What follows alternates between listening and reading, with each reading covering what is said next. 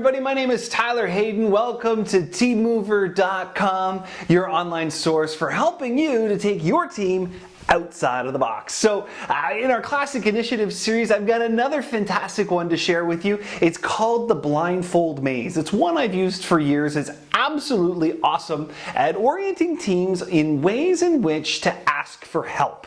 It's one of the toughest things for folks to do is to ask for that help, particularly when things get rough and things get overwhelming. They often don't know that they should ask for help, and it becomes a very stressful time, and you can disengage and not retain employees as a result. So here's a great way that you can help to orient that discussion early on in your team's time together. So check this out. We'll go to the whiteboard. Here we've got the blindfold maze. So basically what happens is you need a really long piece of rope. That long piece of rope is tied from fixed object to fixed object to fixed object. I've used chairs before for an indoor event.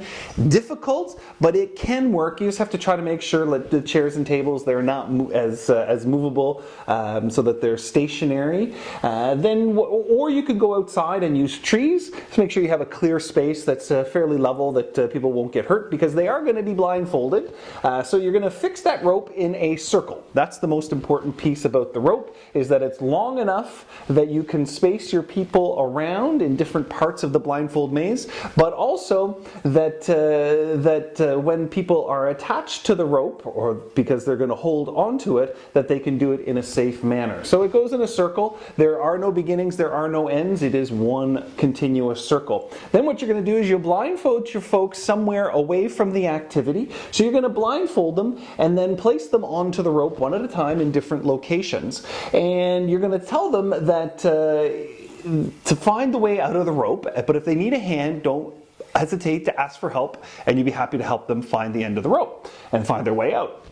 So then people will start walking around the rope and walking around the rope and walking around the rope looking for their way out.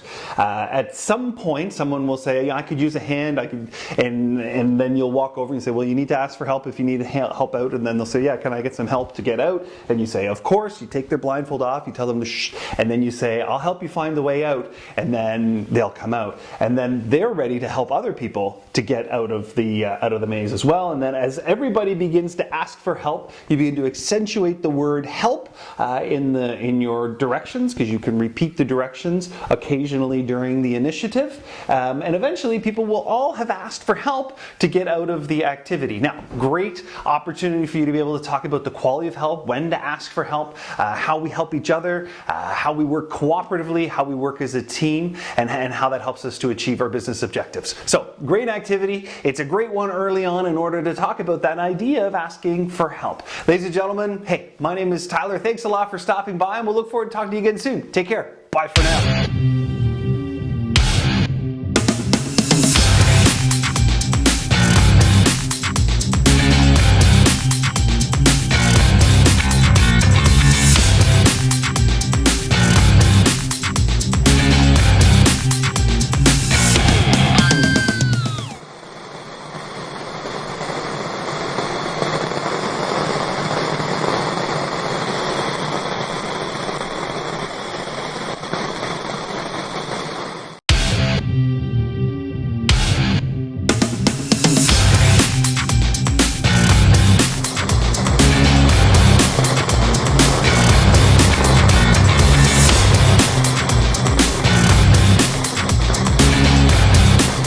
Everybody, my name is Tyler Hayden. I'm from teammover.com, your online source for helping your team to get outside of the box. Listen, we've got a fantastic event to share with you. This is my most not fun event that I will ever share with you. So the reason it's called Not Fun is because it's actually called Not Fun. K-N-O-T, not N-O-T. It is a super fun activity, and it's an absolute classic. It's a great way to help to orient your teams towards learning how to solve problems or resolve issues. And this activity is so great because it is multiple learning intelligences. Your folks who are your mathematical, logical will absolutely love it. Your kinesthetics, your visuals, they'll all absolutely adore this activity. And I'm going to share with you how to do it on the whiteboard. So here we go.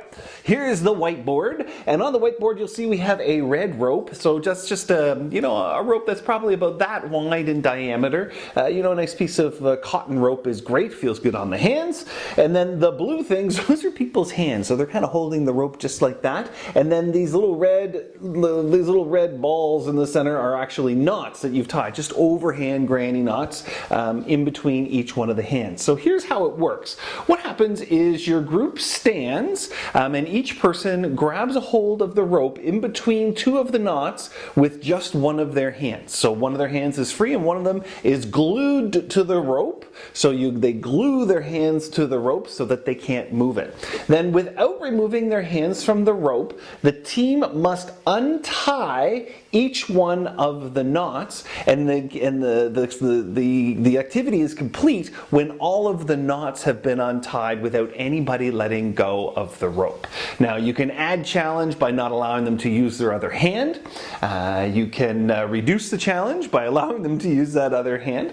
And what you'll find is that if you have a large group, you're going to have folks communicating kind of on one end of the rope and other folks communicating on the other end of the rope. So maybe you'll find that they don't communicate across the entire team. Other things you'll notice is maybe one person will take charge. You'll also find some people kind of step away from the activity in order to solve the activity. There's a ton of things that you'll be able to debrief and you'll be able to observe in this activity called Not Fun. So what else do I want to tell you about this? It's really important that you've got enough knots so that there's a knot in between each person's hand. You want to set that up prior to starting the activity. No knots on the ends of the rope. I find that helps as well as you head through into the activity. You'll absolutely love this game, Not Fun. Your team will probably scream for more Not Fun activities after you're finished. Listen, my name is Tyler Hayden. Have an absolutely fantastic time. Remember, the teams that win are the ones that have the most fun. Play safe, have fun. We'll talk to you soon. Bye for now.